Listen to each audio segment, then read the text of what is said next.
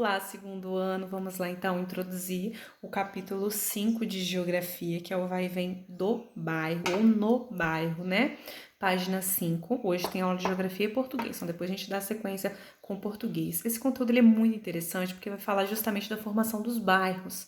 Então, olha só, o nosso país, né, é um país miscigenado. O que é isso, né? Outros povos não vieram para cá para constituir a nossa cultura. Então, aqui, ó, tem vários povos da Europa, tem povos asiáticos. Como assim, professor? Europa? Ó, aqui tem italiano, aqui tem alemão, aqui tem francês morando aqui. Asiático tem japonês, tem chinês, né? Tem africanos, povo da África também veio. Passaram por um processo, né, longo de escravidão, sofreram muito, né? Mas hoje eles estão aí, né? E essa junção de culturas formou a nossa identidade, né? Por isso que nós somos tão diferentes. A gente olha para nossa sala, né? São tão diferentes as pessoas, né? O cabelo, a estrutura do cabelo, a cor da pele, a cor dos olhos, os traços dos nossos rostos são tão diferentes, justamente por isso, por causa dessa grandiosidade cultural, tá? E uma herança que eles trouxeram para nós também está relacionado a formação dos bairros, né? Por exemplo, eu tive a oportunidade em 2018 de morar lá em Domingos Martins por 4 meses, né, para dar aula, né? Consegui e fui para lá. E lá, né, a cultura alemã ela está muito presente, é muito influente, como também em Santa Maria de Jetibá. Por quê? Os povos que vieram naquela época, eles tentam manter as suas tradições até hoje. Então, uma característica muito forte é na arquitetura, né, que a gente fala que é a arquitetura germânica, né, a arquitetura alemã. Outro exemplo, o livro vai trazer para vocês da cultura japonesa, que vocês vão ver depois. Então, assim, é muito interessante, né? Aí em Kennedy não tem, né? Então, nem Vargem Alta não tem, né, essas características, né, pra gente observar, mas tem lugares no nosso estado que estão pertinho de nós, né, que fala sobre isso. Outro exemplo, né, agora no quesito religião, aqui no estado do Espírito Santo, eu não sei qual é o município, mas tem o segundo maior Buda do mundo, tá? Então, assim, é muito interessante, né? A gente vê como que a diversidade cultural é forte aqui no nosso estado, né? E o nosso país não é diferente. Todo o nosso país tem essas características, né? De acordo, né? Os municípios têm essa representatividade muito forte de outras culturas, né? Olha o Rio Grande do Sul, Santa Catarina, que são as regiões do sul, também receberam muitos alemães, né? Eles foram, né? é, é, não é explorados, né? Povoados, vamos colocar povoados, né? Por esses povos, por essas culturas. Então a gente consegue observar nos alimentos, na arquitetura, né? Que é muito forte, é muito bonito, tá? Aí tem duas imagens, ó. Tem o exemplo da arquitetura alemã, olha que lindo, ó, tá vendo? Como que é bem diferente do que a gente está acostumado. E aqui a japonesa, aqui é em Gramado e aqui é em São Paulo, tá vendo que interessante? Aí tem as perguntinhas. Ah, você conhece ou já ouviu falar em algum desses bairros? Ó, Gramado, no Rio Grande do Sul, e bairro Liberdade, em São Paulo. Gramado eu já ouvi falar. Esse de São Paulo eu nem sabia que tinha essas lanternas japonesas grandonas nesse bairro, eu não sabia. Então, primeiro eu conheço. E vocês já conheciam? B. O que mais chamou sua atenção em cada uma das imagens? Então, agora vocês vão pensar. Ó, observa as duas imagens. O que chamou a atenção de vocês? Foi a arquitetura também? Eu achei lindo, achei muito diferenciado. Ó, aqui esses utensílios diferentes que eles colocaram que realmente lembram o Japão. Vocês vão olhar e vocês vão responder o que vocês acharam interessante. C. Nas imagens é possível perceber as influências culturais na formação do bairro? Como? Ah, com certeza, né? Então, ó, na primeira, que é em Gramado, a gente vê nitidamente que são construção, né, provindas da Alemanha. Se a gente jogar lá no Google, né, cultura alemã, e a gente analisar como que a gente vai ver que são bem parecidas mesmo com essa imagem aqui. Japão também tem muito esses arcos, né, essas passagens assim feitas de madeira, ou bem exuberante, assim, bem chamativo, parecem uns painéis, né? Mas é típicas dessas duas culturas mesmo, a cultura alemã e a cultura japonesa. Aí virando a folha tem outro título, a cultura nos bairros. A busca por melhores condições de vida faz muitas pessoas se mudarem de um local para o outro. Desse modo, cada um contribuiu com seu trabalho e cultura para a formação de um bairro. A Feira de São Cristóvão, no Rio de Janeiro, é o exemplo de representação cultural no bairro. Então, para vocês terem ideia agora, a professora vai remeter um pouquinho à história, tá? Quando o Brasil, né, na época ainda da colonização, o Brasil estava sendo colonizado, e para garantir que aquelas terras ficassem mesmo para Portugal, o governo português ele até incentivou a migração para essas terras, né? Então, o que eles faziam? Eles pagavam todo o transporte das pessoas que iam vir da Europa, pagava o transporte, pagava os utensílios necessários para produtividade daquela terra. Por exemplo, ele vai vir para trabalhar com pecuária. O governo ele dava justamente para incentivar, né, e garantir que aquelas terras permanecessem, né, povoadas, né, pela sua cultura, né, pela cultura europeia.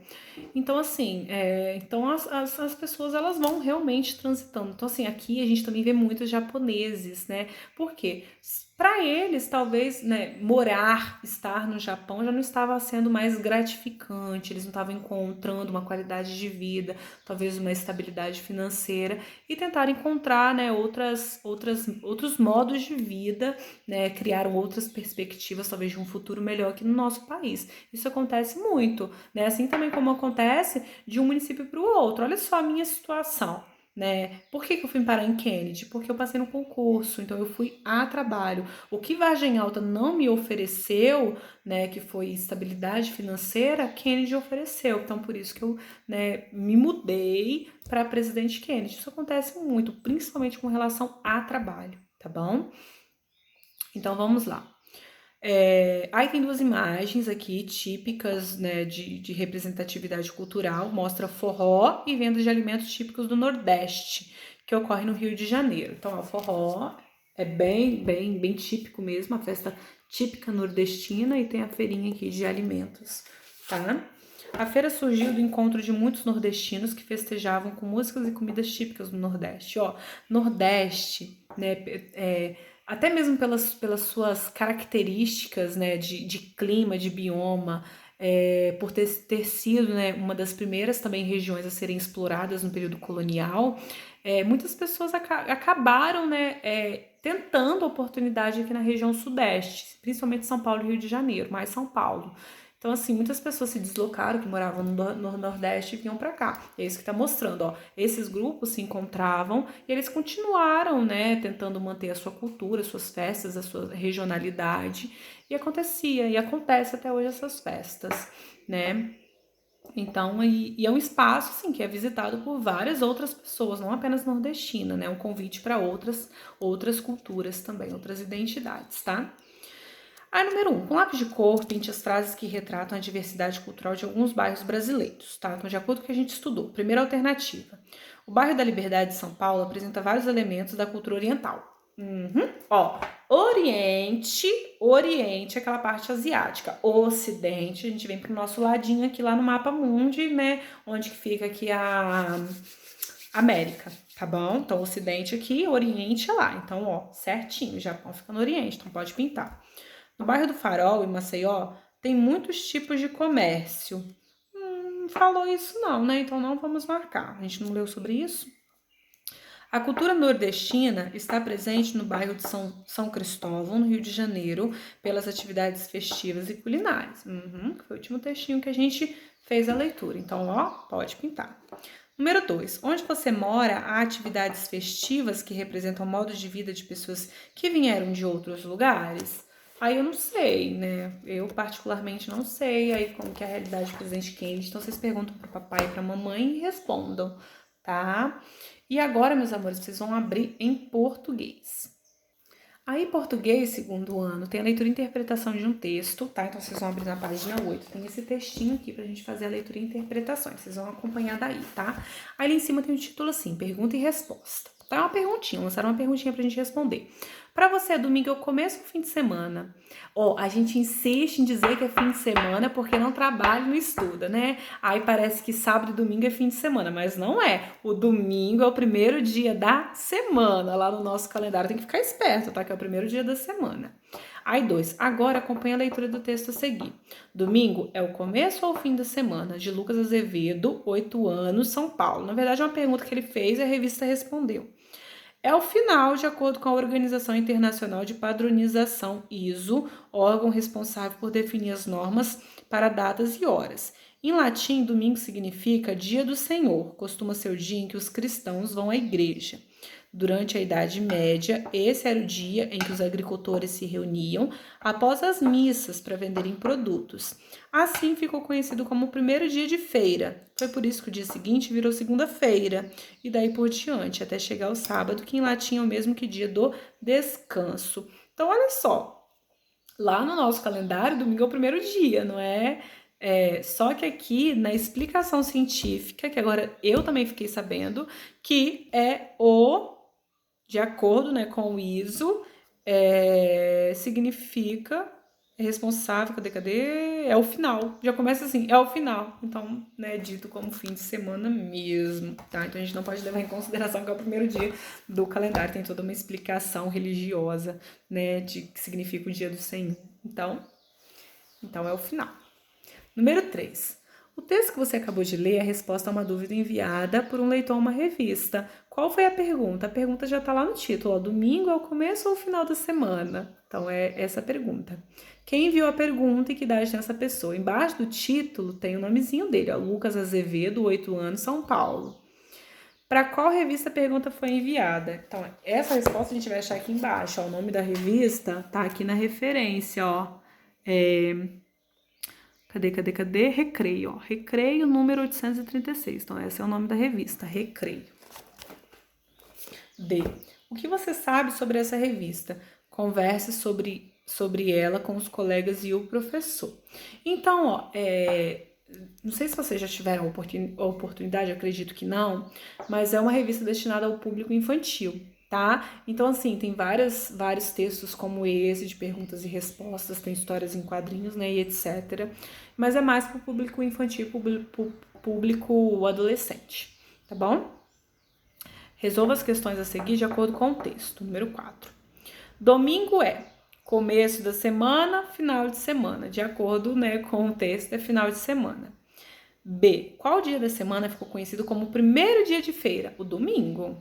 De acordo com o texto, é o domingo. C. Por que esse dia da semana ficou conhecido como o primeiro dia de feira? Falo lá porque os agricultores se reuniam. Lembra que falou, hein, Ariela? Os agricultores se reuniam, né, após as missas, né, para vender os seus produtos. D. De acordo com o texto, escreva o significado de domingo, dia do Senhor. Lembra que falou? Domingo é o dia do Senhor, sábado, dia de descanso. Dia do Senhor e dia do descanso, segundo o texto. Aí, virando a folhinha, sinônimos e antônimos. Releia a pergunta. Domingo é o começo ou o final de semana? Primeiro, ó, sinônimo, mesmo significado, antônimo, significados diferentes, tá? Lembra disso que é regrinha para a vida. Releia a pergunta. Domingo é o começo ou o fim de semana? Pinte de amarelo a palavra começo e de azul a palavra final. Então é só pintar. Amarelo começo, azul final. B. As palavras começo e final têm sentidos iguais ou opostos. Começo e final é diferente, então tem sentido oposto. A gente fala que são antônimos. C. Reescreva a pergunta substituindo as palavras começo e final por outras de sentido semelhante, mesmo sentido. Então, domingo é início, mesma coisa que começo, início. Final, término, pode ser? Final, término. Então, domingo é início ou término da semana, que no caso está terminando, né? Então, pode ser. Copie as frases com a letra manuscrita, completando os espaços em branco com palavras de sentido oposto ao da que está destacada. Lembre-se de começar as frases com letra maiúscula e de colocar ponto final. Domingo é o primeiro dia da semana e o sábado é o último. Primeiro, último, ó, oposto. Primeiro, último. B. A semana começa, termina. Então, ó, a semana começa no domingo e termina no sábado, é o oposto, é o antônimo. C, sábado é o final, final, começo, ó, diferente, oposto. Sábado é o final da semana e o domingo é o começo ou início. 3. Nas atividades dessa página, encontra exemplos de sinônimos e de antônimos e preenche o quadro. Então, a gente viu, ó, sinônimo, começo e início, tá? Que significa a mesma coisa, final e término, que é a mesma coisa. Agora, antônimos. Antônimos é diferente, tá? Começo e término são diferentes e início e final são diferentes, tá bom, meus amores? Faça com capricho, com dedicação, com atenção.